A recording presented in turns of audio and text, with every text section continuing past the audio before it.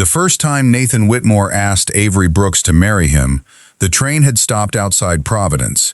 An injured passenger was still being treated behind them, and Avery had already discovered that Nathan's company owned part of the hospital system she intended to expose. 10 minutes earlier, an older man across the aisle had collapsed during what appeared to be a heart attack, struck his head against an armrest, and sent a broken water glass sliding beneath the seats. Avery moved before anyone else, stabilizing his neck while an off-duty nurse checked his pulse, then guiding his breathing until the conductor reached emergency services.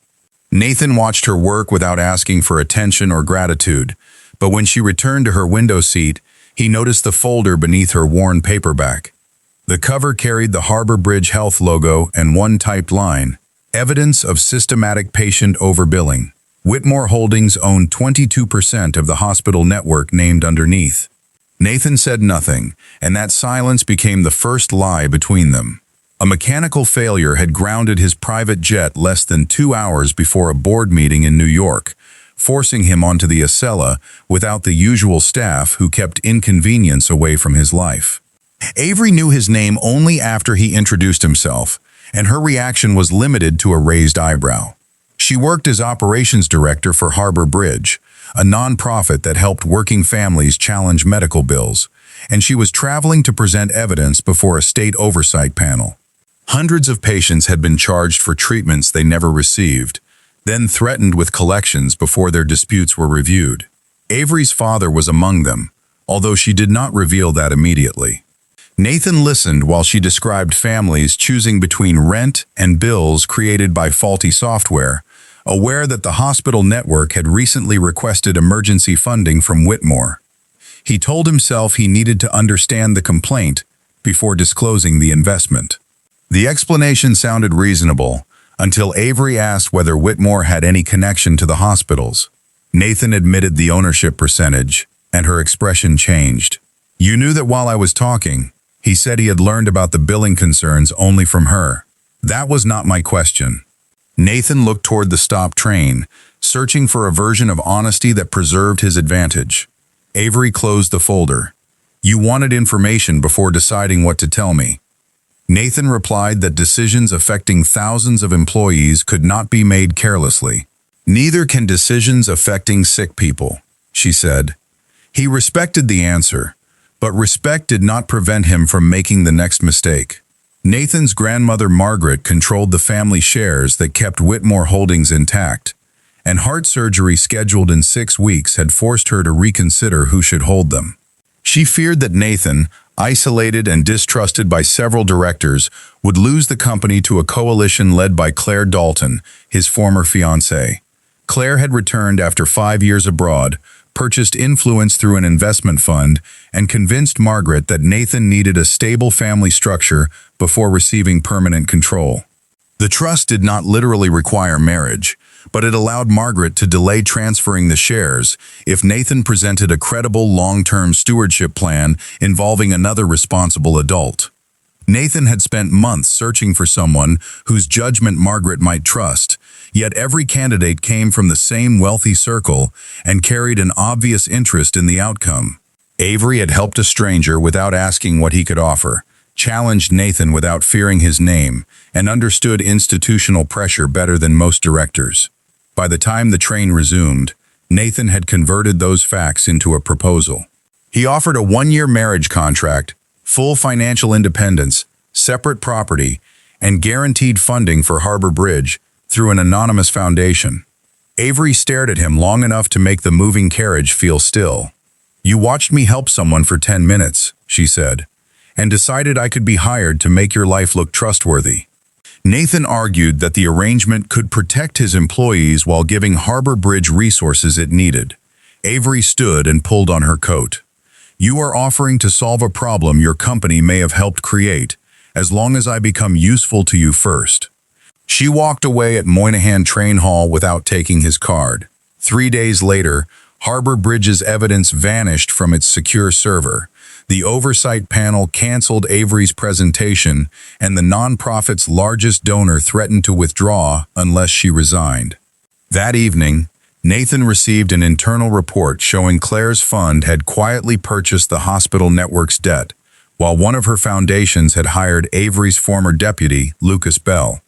Avery called Nathan after midnight, not because she had reconsidered his proposal, but because someone had used private information about her father's medical debt to frighten her into silence. Before she asked for help, she gave him one condition. Do not offer me money, marriage, or protection until you tell me everything you knew on that train. Nathan answered from his darkened office, where the city below looked orderly enough to make the truth feel like a personal failure.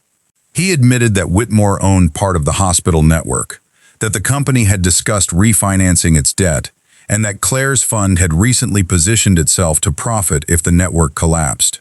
He also admitted that he had recognized Harbor Bridge's complaint as a potential threat before Avery finished describing it. Avery did not shout. You listened because you wanted to measure the damage. Nathan said that was partly true. And the marriage proposal? She asked. Was that before or after you decided I might be useful to the board? Nathan closed his eyes. There was no clean line between those thoughts. Avery thanked him for finally answering, then told him honesty offered too late was information, not trust. She allowed an independent forensic team to examine Harbor Bridge's servers only after Nathan signed a waiver giving the nonprofit complete ownership of every finding. The investigation revealed that Lucas had copied the patient files, deleted the originals, and logged in through credentials left active after his resignation. He now worked for a foundation connected to Claire, but the evidence did not prove she ordered the theft. Miriam Cole, Harbor Bridge's executive director, placed Avery on leave because the organization could not risk exposing patient records during a legal fight. Privately, she admitted that their largest donor had threatened to eliminate funding unless Avery abandoned the complaint. The donor funded clinics, counseling programs, and legal services across 3 boroughs. Fighting might expose the truth while destroying the institution designed to use it. Nathan visited Margaret that afternoon and told her what had happened on the train. Margaret listened without rescuing him from discomfort. You saw an honest woman and immediately tried to turn her honesty into a solution, she said. Nathan replied that Claire's coalition could dismantle Whitmore and sell its divisions. Margaret tapped one finger against her teacup. Fear does not make ownership look like care. It only makes control feel urgent. Nathan asked whether she still intended to transfer the family shares to a foundation if no stewardship plan existed before surgery. Margaret said she did, because she no longer trusted one person, including Nathan, to hold that much power alone. Claire had interpreted the decision as weakness, while Nathan had interpreted it as a deadline. Margaret considered both reactions proof that the trust needed changing. Claire arrived before Nathan left, composed enough to make accusations seem childish. She denied ordering the file theft and claimed her fund had purchased hospital debt to prevent closures. Nathan asked why Lucas worked for her foundation. Claire said hiring a former nonprofit employee was not a crime. Margaret asked what Claire intended to do if she gained influence over Whitmore. Claire described protecting jobs, preserving family control, and correcting Nathan's habit of risking shareholder value for personal instincts. Her certainty sounded familiar because Nathan had once loved it. Claire had grown up watching her father lose a manufacturing company after refusing outside investment, and she believed hesitation destroyed more families than ruthless decisions did. Her ambition was not empty. It came from terror of watching another empire collapse while decent people waited for permission to act. Avery met Nathan at a Brooklyn diner after the forensic report arrived. She placed his original proposal on the table, tore it once through the center, and said she would never trade silence for security. Nathan told her he no longer wanted that agreement. He proposed a temporary legal alliance that would grant Avery access to Whitmore's hospital records through an independent compliance committee while preventing Claire from forcing a sale before Margaret's surgery. Avery would receive no personal payment. Harbor Bridge would remain separate, and either party could leave if the other interfered with the investigation. Nathan believed a marriage would give Margaret enough reason to delay transferring the shares while the committee worked. Avery asked why Margaret's trust depended on his romantic life. Nathan explained that it did not. Margaret wanted proof that power would be shared through a credible stewardship structure, and a spouse could legally serve as an independent co-trustee. Avery replied that using marriage to solve governance remained absurd, even if lawyers gave it better language. Nathan accepted her refusal and arranged a company-wide review of denied rehabilitation claims without mentioning Avery's father. 2 days later, his insurer approved the treatment after discovering that the hospital had misclassified the appeal. Avery knew Nathan had initiated the review, but she also saw that he had corrected a system rather than writing a private check. That same morning, Lucas disappeared before investigators could question him. Claire called for Nathan's suspension, and Harbor Bridge's board prepared to close 2 clinics to survive the donor's withdrawal. Avery returned to the diner with separate counsel and a revised condition. She would enter the marriage only if Nathan agreed that exposing the hospital mattered more than keeping Whitmore intact. Nathan answered too quickly. Avery stopped him. "Do not promise because you need me. Decide what you are willing to lose." Nathan waited until the following morning before answering, because the previous version of him would have mistaken speed for conviction. He told Avery that if the hospital network had profited from false debts, Whitmore would disclose the records, compensate patients, and accept whatever financial damage followed. Avery asked whether he would make the same decision if Claire's coalition gained control as a result. Nathan said he did not know whether courage would feel as clear when employees began losing jobs, but he would not ask Avery to enter the arrangement unless she retained the power to release verified evidence without his permission. The uncertainty made his answer more believable than a perfect promise. Olivia Kent, the family attorney, drafted an agreement naming Avery as temporary co-trustee only if Margaret approved her independently, while preserving separate finances, careers, residences, and legal counsel. Margaret met Avery before giving consent. She asked whether Avery trusted Nathan. "Not with my choices," Avery said. "Not yet," Margaret smiled.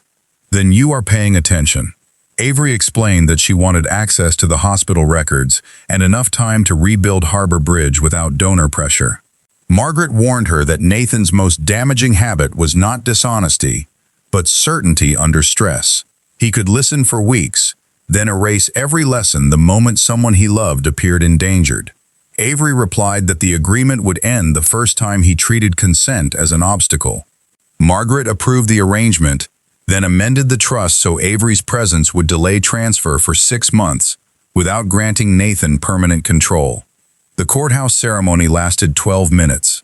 Reporters discovered it before Nathan and Avery reached the car, because Claire's foundation had received a copy of the marriage license through a clerk who later admitted accepting payment. By afternoon, television panels described Avery as either a gold digger or a whistleblower who had married her target. Harbor Bridge closed its office temporarily after reporters frightened patients arriving for counseling. Avery's father learned about the marriage from the news, refused to enter Nathan's car, and left rehabilitation against medical advice. When Avery reached his apartment, he accused her of becoming dependent on the kind of man her mother had spent years trying to please. Avery told him no money had changed hands. Her father answered that power did not require cash to change the shape of a room. Avery moved into Nathan's penthouse because separate homes would support Claire's fraud claim, but she chose a guest room near the library and kept every account separate. Their early days contained more friction than tenderness. Nathan assigned security to Avery's father after learning that someone had accessed his medical records, but he never asked permission. Avery discovered the detail when her father called from a pharmacy, furious that 2 strangers had followed him inside. Nathan argued that the threat was real. Avery said the threat did not transform her father into property. "You could have called him." Nathan replied that he might have refused. That was his right. Nathan canceled the detail, then spent the night creating consent forms and emergency plans. Avery pushed the folder back across the breakfast table. "You cannot repair controlling behavior by making it more efficient." The compliance committee found that the hospital software automatically sent disputed bills to collections before legally required reviews. Avery located a pattern showing that the highest error rates occurred in neighborhoods with low appeal rates. Claire's directors blocked an immediate suspension and leaked an email in which Avery advised a widow to refuse payment until a charge was verified. During a televised hearing, Claire presented the sentence without revealing that the hospital had billed the woman for surgery scheduled after her husband's death. Nathan released the complete file from his tablet, proving the deception but violating confidentiality procedures. Public opinion shifted toward Avery, while Claire gained grounds to accuse Nathan of obstructing the investigation. Afterward, Avery told him he had sacrificed the case to rescue her reputation. Nathan said he could not allow Claire's lie to become permanent. "You did not ask whether I wanted that risk," Avery replied. "You decided being seen as my defender mattered more than the work." Nathan answered that she was being unfair, then heard the arrogance as it left him. Avery said applause made control harder to recognize, not less dangerous. That night, Lucas contacted Avery through an encrypted account. He claimed Claire ordered the theft, but someone inside Margaret's household had provided trust documents and medical information. He demanded immunity before surrendering proof. Federal investigators arranged a controlled meeting and asked Avery to attend because Lucas trusted her. While she entered the secure location, Nathan received an alert that her father had collapsed outside his apartment. He called Avery once, reached voicemail, then faced the first choice the contract could not make for him: interrupt the meeting and possibly lose the evidence, or respect Avery's decision while her father entered emergency surgery. Nathan called Avery's attorney instead of sending security into the meeting, then drove to the hospital and waited outside her father's room. He spoke with the cardiologist, wrote down every option, and refused to sign anything despite the staff assuming a Whitmore name carried authority. Avery arrived 40 minutes later after Lucas transferred part of the evidence to federal investigators. She expected to find Nathan directing the floor. Instead, he handed her the notes and said the doctors had stabilized her father but needed family consent before a procedure. Nathan did not recommend a choice. Avery asked what he thought. "I think you need the doctor, not me," he said. Her father recovered consciousness before dawn and admitted that leaving rehabilitation had been foolish. The insurer had reversed his denial after Whitmore's review exposed automated errors, but Nathan had never told the hospital to approve one particular patient. Avery's father remained suspicious of the marriage, although he thanked Nathan for waiting outside. Nathan said Avery had taught him that staying available was different from taking over. The sentence was imperfect and slightly awkward, which made Avery trust it more. Lucas's evidence identified Harold Vance, Margaret's estate manager, as Claire's source inside the family. Harold had given her trust drafts, surgical updates, and private correspondence because he believed Nathan would abandon Whitmore's traditional businesses to pursue public approval. Claire promised Harold leadership of the foundation that would inherit Margaret's shares.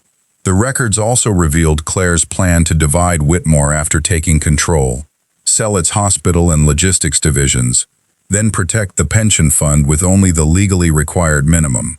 Claire believed the sale would prevent the gradual collapse her father's company had suffered. She had convinced herself that saving part of an institution justified choosing who absorbed the damage. Nathan wanted to confront Claire immediately. Avery and Olivia argued that doing so would allow Harold to destroy original trust documents still stored in Margaret's brownstone. Avery proposed a controlled family dinner at which Margaret would announce a final transfer, forcing Harold and Claire to act before federal agents entered. Nathan rejected the plan because Margaret's surgery was days away. Margaret overruled him. "You cannot ask Avery to risk her father, her career, and her name while keeping me safely uninformed," she said. "I am part of this whether you approve or not." The dinner began beneath family portraits and a silence too formal to be natural. Margaret announced that she would place the shares in an employee and family trust rather than transfer them directly to Nathan. Claire asked whether Avery would control any portion. Margaret said Avery had helped design safeguards but would receive no permanent authority. Harold remained composed until Margaret added that an outside audit would begin the following morning. During dessert, The lights failed for 19 seconds. When backup power returned, Harold had disappeared, and the cabinet containing original trust records stood open. Nathan ran toward Margaret's study, despite Avery warning him that agents controlled the exits. He found Harold feeding papers into the fireplace, while Claire stood beside the desk, holding Margaret's signed medical directive. Nathan grabbed Harold's arm and nearly struck him after the older man called Margaret weak. Avery stepped between them. "Let them arrest him," she said. "Do not give Claire a reason to make him the victim." Federal agents entered seconds later, recovered the remaining papers, and detained both suspects. Claire admitted receiving trust documents but denied ordering the hospital theft. One recording remained missing, leaving prosecutors unable to connect her directly to retaliation against Avery. Her attorney offered a settlement. Claire would abandon the shareholder challenge and return the stolen files if Avery withdrew the hospital complaint. Nathan told Avery he would support whatever she chose, then ruined the moment by adding that the company might not survive a full disclosure. Avery heard the fear beneath the warning. "That sounds like a choice you already made." Nathan said he was describing consequences. "You are describing them because you want me to carry them for you." They rejected the settlement, and Whitmore shares fell after Nathan disclosed the hospital investigation. Directors blamed Avery, employees feared layoffs, and Margaret's surgery was postponed because stress had weakened her condition. Nathan returned to sleeping in his office and answering every crisis himself. When Avery confronted him, he accused her of treating a corporate emergency like a lesson in emotional availability.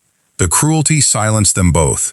Avery packed that night and invoked the clause ending the marriage when respect failed. Nathan did not stop her, although he wanted to explain that fear had spoken. Avery said fear did not become harmless because it later apologized. By morning, Claire had released photographs of Avery leaving. The board had called the marriage fraudulent, and Margaret's trust faced another legal challenge. Nathan stood in the empty guest room and understood that Avery's departure threatened more than his company. It proved that every improvement he had made remained temporary whenever pressure returned, and no contract could protect another person from a man who had not learned how to govern himself. Nathan called Avery once, apologized without asking her to return, then gave Daniel Mercer operational authority over Whitmore. The decision frightened investors because Nathan had spent years presenting himself as indispensable. Daniel accepted only after Nathan agreed to remain away from daily crisis meetings for 1 month. Nathan visited hospital employees, pension representatives, and managers who had never spoken honestly in his presence. They told him that people concealed problems because he rewarded quick answers, that executives competed to protect him from uncertainty, and that teams stopped taking responsibility when he always reclaimed control at the first sign of risk. Claire had exploited the culture, but Nathan had helped build it. Avery returned to Harbor Bridge after federal investigators restored the patient files. She accepted reinstatement only if the board created independent whistleblower protections and disclosed the donor's threats. Miriam agreed, even though the announcement cost another foundation. Avery designed a funding model built across dozens of smaller institutions so no single donor could silence the organization again. Her father resumed rehabilitation and volunteered with other patients appealing denied claims. Avery missed Nathan, but she refused to interpret longing as evidence that leaving had been wrong. She had loved his humor, intelligence, and quieter kindness, yet those qualities could not excuse the contempt that appeared whenever fear made him feel entitled to obedience. Lucas finally surrendered the missing recording after prosecutors charged him with data theft. The audio captured Claire ordering him to remove Avery's files and threatening to expose his own billing fraud if he refused. It also revealed that Claire had studied Avery before the train journey because Harbor Bridge's investigation threatened her investment. She had accessed Avery's travel schedule through Lucas, but Nathan's jet failure and the shared seat had been genuine chance. Claire had not created their meeting. She had simply turned it into another opportunity once she learned it had occurred. Prosecutors requested the marriage agreement, private messages, and financial records to determine whether Nathan and Avery had manipulated Margaret's trust. Olivia warned that releasing everything would expose Avery's father's illness and their most painful arguments. Nathan waived privilege over his own communications and instructed Olivia not to remove anything embarrassing. "Do not protect my reputation by making her life look cleaner than it was," he said. Avery learned of the decision from investigators, not from Nathan. Public commentary remained vicious, with some viewers calling her opportunistic and others accusing Nathan of purchasing moral credibility. Avery considered defending him, then decided genuine change had to survive without her managing the audience. Margaret's surgery succeeded 2 weeks later. During recovery, she rewrote the trust through an independent committee, giving employees board representation, limiting executive authority, and preventing any single family member from controlling the company. Nathan accepted every condition, even though it ended the structure he had fought to preserve. Several directors resigned. Others stayed after Daniel proved Claire's plan would have stripped pensions and sold profitable divisions. Claire pleaded guilty to fraud, obstruction, and witness intimidation. Her downfall did not restore Harbor Bridge's funding or repair the harm caused by false debts, but it prevented her fear of failure from becoming permission to choose who deserved protection. Nathan sold his personal stake in the hospital network and placed the proceeds into a restitution fund governed by patients, workers, and state regulators. Avery advised on the structure but refused a permanent seat because she did not want their relationship to become authority. 6 months after leaving the penthouse, she attended a Senate hearing where Nathan testified about Whitmore's failures. He admitted the company rewarded silence, that he had used secrecy when honesty threatened control, and that the marriage ended because he violated the respect he promised to preserve. When asked whether the relationship had become real, Nathan said private feelings could not excuse public decisions. After the hearing, Avery found him beside a vending machine studying bottled tea with visible distrust. She selected one and handed it to him. Nathan thanked her without treating the gesture as reconciliation. Avery asked why he had not defended the marriage by saying they loved each other. "Because your feelings are not evidence I get to use," he said, "and I have already turned too much of you into proof." They walked toward the exit, stopping before reporters could see them together. Nathan told her Margaret hoped Avery might visit during her recovery in Maine. Avery said she would call Margaret directly. Nathan smiled. "She will like that better." Avery asked what he planned to do now. Nathan said Daniel would remain chief executive while he served in a limited strategy role under the new board. "You gave up control." Nathan shook his head. "I stopped pretending control was the only way to care." Avery stepped into a cab without promising another meeting. Nathan returned to the hearing because employees still waited for answers. The space between them remained, but it no longer held manipulation, urgency, or unfinished bargaining. For the first time, it felt large enough for either person to choose what happened next. 1 year later, Harbor Bridge opened a regional patient advocacy center inside a renovated Brooklyn school, funded by 43 foundations and hundreds of private donors. Avery had designed the model so no contributor could threaten essential services by withdrawing a loan. Her father attended the opening with a cane he no longer needed but refused to surrender, while Margaret sat beside Daniel and Olivia in the front row. Nathan remained near the back, speaking with hospital employees who had helped replace the billing system and declining every photographer who requested a staged picture with Avery. Nathan had spent the year working under Whitmore's employee-led board, where disagreement no longer counted as disloyalty. He protected evenings, took his first real vacation in 12 years, and learned that delegating a decision did not mean abandoning the people affected by it. Avery noticed the change through consequences rather than promises. Managers challenged him in meetings, whistleblower reports rose before gradually declining, and Nathan no longer appeared at every crisis, as though visibility proved responsibility.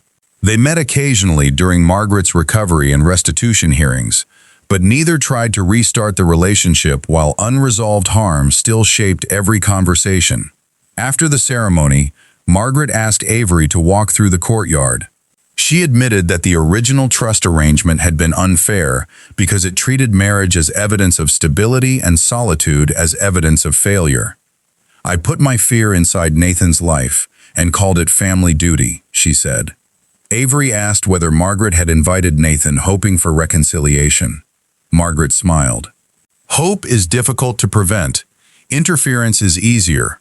Nathan approached only after Margaret left.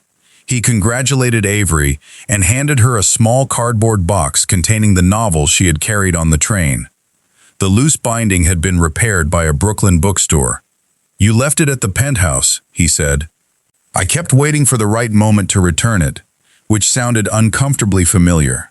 Avery opened the cover and found no message, gift, or hidden demand. A Boston train schedule rested beneath the book, because Harbor Bridge planned to open a counseling program there the following month. Nathan explained that Whitmore's employee center had invited him to visit during the same week. He had not purchased a ticket beside hers. Avery asked whether he wanted to travel together. Nathan said yes, but he would accept another train, another car, or no shared trip. "That sounds almost reasonable," Avery said. Nathan smiled. "I have spent a year discovering reasonable things after doing unreasonable ones." Before answering, Avery told him what still frightened her. Nathan's tenderness had always been real, but so had the contempt that surfaced when pressure made him feel entitled to obedience. She could forgive one sentence, yet she would not build a life around waiting to discover whether the pattern had disappeared. Nathan said she should not. "I cannot prove how I will behave in every future crisis," he admitted. "I can only show you how I handled the ones after you left." Avery asked what he wanted now that Margaret's trust, Claire's case, and the hospital investigation were over. Nathan looked toward the advocacy center, where families were meeting counselors without knowing his name. "Dinner," he said. "Not forever. Not another proposal, and not a promise designed to corner your answer. I miss talking to you, and I want to know who we are when nobody needs us to perform anything." They ate that evening at the diner, where Avery had torn the first contract in half. She paid for her own meal before Nathan could reach for the check. Their conversation was not effortlessly romantic.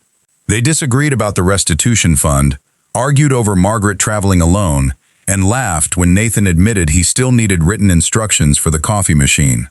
Nothing dramatic happened, which gave both of them room to notice how much had changed. The following month, Avery boarded the Boston train and found Nathan seated across the aisle. He had purchased the closest available seat without assuming the empty place beside her belonged to him. Avery stored her bag, opened the repaired novel, then looked at the unoccupied seat. "Are you planning to spend 4 hours pretending we are strangers?" Nathan glanced at his ticket. "I was planning to respect the seating chart." Avery moved her coat. "The seat is available." Nathan crossed the aisle carrying a book, coffee he had made himself, and no prepared speech. They talked until the train left New York, then watched the morning light move across the windows. No contract waited inside his briefcase. No family deadline determined what happened after arrival, and no crisis made choosing each other necessary. Months later, Nathan asked Avery to marry him again in her father's kitchen after an ordinary Sunday dinner. He brought no ring, because Avery once said the answer should exist before the object. She asked what would happen if she said no. Nathan looked toward the sink filled with plates. "I will wash those, drive Margaret home, and keep the life I built, without turning your answer into a punishment." Avery waited until she knew he was not expecting gratitude for having changed. Then she said yes. She did not accept because Nathan offered security, because Margaret needed reassurance, or because a contract had taught two strangers how to imitate devotion. She accepted because Nathan had finally learned that love did not grant ownership over another person's choices. Avery was free to disagree, free to leave, and free to choose him again, only when staying required no surrender of herself.